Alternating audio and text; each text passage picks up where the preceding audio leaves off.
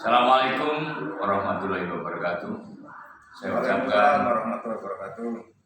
salam sejahtera dan bahagia bagi saudara saya yang beragama non-Islam.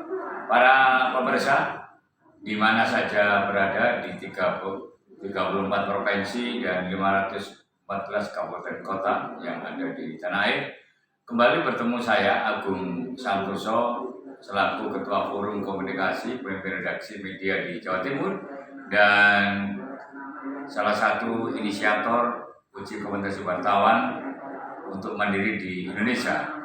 Para pemirsa, kali ini saya berada di kantor Kadin Indonesia yang berada di Jalan Jambangan, Surabaya. Malam ini kita akan bincang-bincang ya, dengan Ketua Kadin Indonesia. Selamat malam Pak Salim Baleka. Assalamualaikum warahmatullahi wabarakatuh. Selamat malam. Selamat malam Pak Saifuddin sebagai Ketua Forum Komunitas dan Warti Tambang Jawa Timur. Selamat malam Pak Agung. Assalamualaikum warahmatullahi wabarakatuh. Malam ini ada momen yang bersejarah, pertemuan silaturahim di bulan suci Ramadan antara Kadin dan Forkompeta. Untuk lebih jelasnya apa yang dibicarakan atau dibahas dalam pertemuan yang memakan waktu tadi sekitar 1 jam lebih, kami persilakan dari Ketua Kadin Jawa Timur juga dari Forkompeta terlebih dahulu. Kita persilakan yang terhormat Pak Saifuddin sebagai Ketua Forkompeta Provinsi Jawa Timur. Kami persilakan Pak Saifuddin. Terima kasih Pak Agung atas waktunya. Pemirsa, Assalamualaikum warahmatullahi wabarakatuh. Alhamdulillah, dalam bulan yang suci ini kami rombongan dari Forum Komunitas dan Pemerhati Tambang Jawa Timur alhamdulillah sudah diberikan waktu dan diterima dengan baik oleh beliau Bapak Pasa Alim Tualeka dan beliau sebagai Ketua Kadin Jatim ya Pak Alim ya. Nah itu yang saya ucapkan terima kasih. Dan yang kedua, adapun silaturahim kami ke sini mudah-mudahan ke depan Forkompeta bersama Kadin bisa bersinergi dalam membangun negeri ini khususnya di Jawa Timur dari sektor dan dari aspek pertambangan Pak Agung. Itu harapan kami, baik dari segi kualitas maupun kuantitas dan baik dari segi usaha maupun dari segi edukasi. Itu harapan kami Pak Agung. Mudah-mudahan dengan kunjungan kami pertama kali ini nanti bisa berkelanjutan sampai mencapai titik dan hasil yang sangat-sangat kita inginkan bersama. Dalam arti hasil yang positif bagi kemajuan Jawa Timur khususnya dan luasnya Indonesia Pak Agung. Saya kira dari itu saya dulu Pak Agung. Terima kasih atas waktunya Pak Agung. Baik pemirsa, penjelasan awal sudah diberikan oleh Pak Saifuddin sebagai Ketua Forum Komunitas dan Pemerhati Tambang di Jawa Timur. Sekarang kita berikan waktu kepada beliaunya Pak Pasa Alim Tualeka selaku Ketua Kadin Jawa Timur. Kami silakan Pak. Assalamualaikum warahmatullahi wabarakatuh. Terima kasih Pak Agung, Pak Saifuddin. Memang Kadin itu hadir sebagai lembaga strategis pemerintah. Pemerintah tidak boleh jalan sendiri tanpa ada pengusaha. Pengusaha bisa jalan sendiri juga tanpa harus ada masyarakat. Jadi karena mitra strategi dalam rangka untuk membangun dan mengembangkan ekonomi masyarakat dalam rangka untuk membangun ekonomi nasional. Oleh karena itu kehadiran Kadin dengan di bawahnya ada beberapa asosiasi juga itu dalam rangka untuk meningkatkan pengembangan ekonomi. Oleh karena itu kemitraan itu sangat penting. Oleh karena itu mitra antara Kadin dengan pemerintah, mitra antara Kadin dengan asosiasi itu sangat diharapkan dalam rangka untuk kerjasama ke sana. Yang pertama, yang kedua, ekspor impor memang ke depan kita harus mulai sinergi lagi dalam rangka ada kebutuhan negara lain terhadap kebutuhan negara dari negara kita. Ada kebutuhan negara kita juga dari negara lain. maka akan terjadi ekspor. Negara lain tidak punya barang, kita punya. Bagaimana kita punya bisa dijual ke luar negeri? Seperti sumber-sumber daya manusia, sumber daya alam yang ada di Indonesia, kebanyakan negara-negara lain tidak punya. Dan kita punya luar biasa banyak. Cuma bagaimana untuk menjadikan sebuah objek menjadi bahan utama untuk menjadi kebutuhan negara lain, maka itulah perlu ada sinergi antara kami dengan pemerintah yang punya sumber-sumber alam tadi. Itu juga sangat penting, dan itu juga bisa ada tidak hanya kebutuhan dari luar negeri, tapi kebutuhan dalam negeri juga cukup banyak. Karena itu kalau menjadi sebuah bahan utama untuk sebuah pabrik, maka sumber itu kan harus dikelola dengan baik. Cuma pemerintah sekarang kan sudah mulai membuat spesifikasi dan membuat aturan-aturan yang apakah untuk mempermudah kata pemerintah pusat. Tapi ternyata hal-hal yang mau diselesaikan di provinsi sekarang sudah ditarik lagi ke pemerintah pusat. Nah, kita menunggu ada istilah juknis dari pemerintah setelah undang-undang itu. Nah, seperti halnya pondok pesantren. Sudah ada undang-undangnya pusat, tapi sekarang karena terjadi pondok pesantren terlalu kuat, maka akan ada peraturan daerah. Jadi bisa jadi tidak lagi dikelola oleh pusat, tapi dikembalikan ke daerah. Sama mohon maaf ya potong, sama pertambangan juga begitu Pak Alim. Sekarang ini proses perizinan ditarik ke pusat, PP peraturannya, undang-undangnya sudah ada, cuma juknis-juknisnya yang belum ada. Iya, juknis belum ada kan? Belum. Nanti rencana kalau menurut saya terhadap undang-undang yang dibuat oleh pemerintah ini kan itu standarisasi, lalu khusus ada tambahan untuk menopang itu adalah peraturan provinsi. Memang kemarin ini menarik. Mudah-mudahan Kadin dengan Forkompeta ini bisa bersama-sama istilahnya ke pusat untuk menanyakan proses-proses ini model agar apa? segera lah istilahnya. Betul. Dikasih landasan supaya di sini tuh sudah bisa bekerja gitu. Karena kemarin semua pondok pesantren ditarik ke pusat, sekarang pemerintah menyerahkan kepada provinsi untuk membuat peraturan tambahan dari provinsi yang menetapkan. Ya mudah-mudahan tambangan juga seperti itu. Ya, kita mau tahu apakah nanti tambang begitu. Karena saya juga di penasehat LP3I Lembaga Pondok Pesantren Jawa Timur. Nah, kemarin saya bawa mereka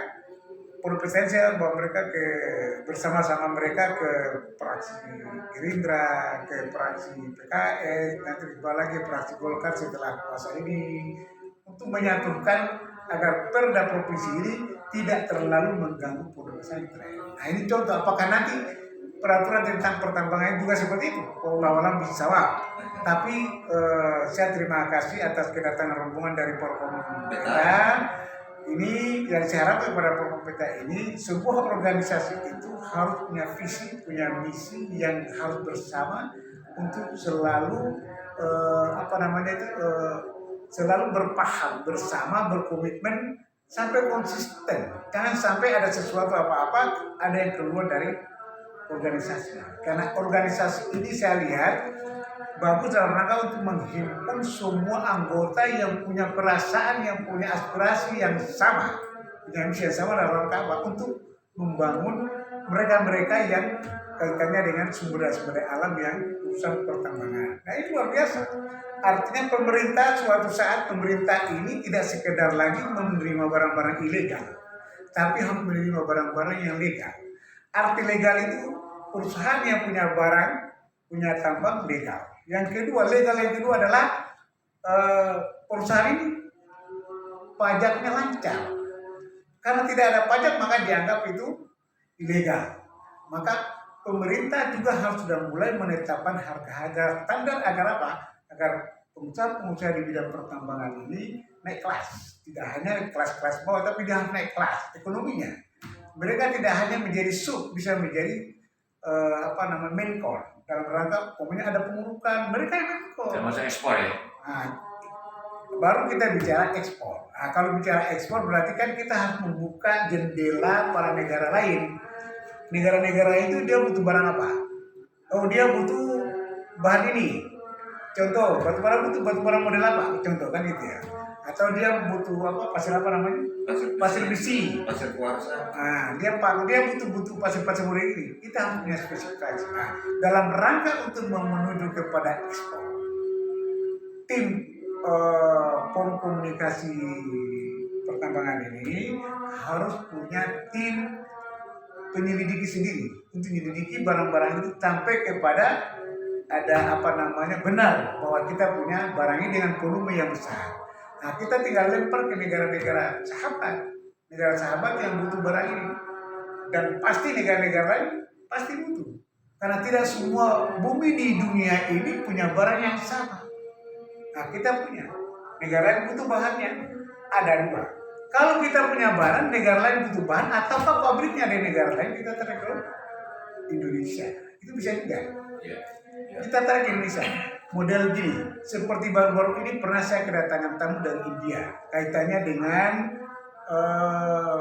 obat itu untuk menyaring solar. Nah, obat itu ternyata India sudah punya pabrik. Cuma kalau pasar Indonesia besar, maka pabriknya harus dipindah ke Indonesia. Jadi minyak itu dicampur dengan berapa persentase itu, kemudian mesin mobil, mesin sepeda motor, mesin kapal, apa semua tidak ada kerak-keraknya. Luar biasa, dan sudah jadi contoh. Sekarang ini baru, karena PLN di Indonesia ini kan PLN yang kecil-kecil kan di PLN kepulauan. Nah, sekarang baru dicoba di Maluku Utara dan daerah Sulawesi Tenggara. Karena itu ada beberapa pulau, jadi mesinnya itu kan pakai solar. Maka mau tidak mau harus pakai bahan ini. Tapi kalau sampai negara ini semua pakai bahan itu, maka pabriknya, dan ternyata kata orang India, bahannya ada di Jawa. Jadi kesimpulannya kita akan bersinergi dengan Kadin, informasi untuk kerjasama ya dari pihak Forkompeta, para pengusaha tambang. Kadin nanti akan memberikan peluang-peluang memfasilitasi ya, usaha-usaha apa yang bisa dibesarkan di dalam negeri dan di luar negeri. Ya. Lalu ada tambahan lagi, Jawa, khusus Jawa lagi dikhususkan ke Jawa Timur, dikhususkan lagi kepada Bojonegoro dan Tuban. Itu ternyata di sana sumbernya banyak di bawah. Ada mau sumber apa, nanti ada tambahan lagi sumber apa namanya untuk minyak, untuk gas, dan itu akan bertambah lagi. Semakin banyak semakin akan, begitu ini digali ada lagi. Makanya pada suatu dialog pernah saya katakan bahwa namanya Bojonegoro. Yang bisa hamil itu perempuan, bukan laki. Artinya bahwa di Bojonegoro dengan sekitarnya, tanah-tanah sekitar itu akan menjadi sumber pendapatan luar biasa untuk negara. Sumber daya lain. Akan melahirkan sumber daya lain. Ternyata itu pernah kita diskusikan di sini. Ternyata luar biasa sumber-sumber itu. Dan ini pernah saya dengar dari Mas Sandi bahwa Bojonegoro itu luar biasa. Tapi cuma Mas Sandi pernah nanam di sana kan? Sandiaga Uno pernah nanam.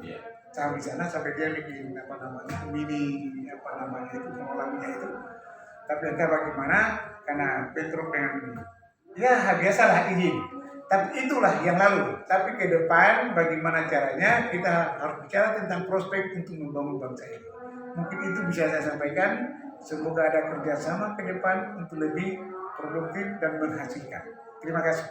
Pak Saifuddin bisa memberikan penjelasan akhir tentang kerjasama pertemuan silaturahmi ini. Iya, terima kasih Pak Agus, Pak Alim. Pada intinya, alhamdulillah kami Forkompeta dan Kadin Jawa Timur istilahnya sudah hampir sama cara pandangnya, sudah hampir match. Nah, tinggal mudah-mudahan implementasi besok di lapangan nanti tetap kita sinkronkan, tetap kita padukan supaya bisa menghasilkan energi yang positif dan yang terakhir tadi bisa saling menghasilkan. Ya, Nah, itu saya kira cukup. baik. Ya. Baik, para pemirsa, kita memang harus siap membangun bangsa dan negara.